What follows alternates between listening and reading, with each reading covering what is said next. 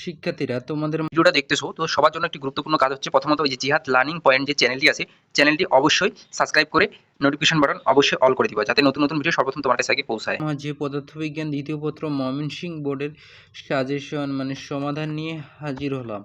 তো আশা করছি তোমরা সবাই ভালো আছো এবং তোমাদের পরীক্ষাটা অনেক সুন্দর হয়েছে এই আশা আমি রাখতে পারি, কারণ আমার চ্যানেলটি যারা সাবস্ক্রাইব করেছো আশা করছি তোমাদের পরীক্ষাটা অনেক সুন্দর হবে।